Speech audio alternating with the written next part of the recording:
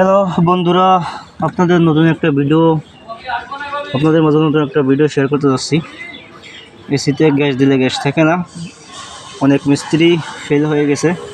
তো আমি অবশেষে এসিটা খুলে এনে প্রেসার দিয়ে পানিতে চুবায়ে এসির কন্ডেন্সারে এমন জায়গা লিক পাইছি যা পাওয়া খুবই কষ্টকর।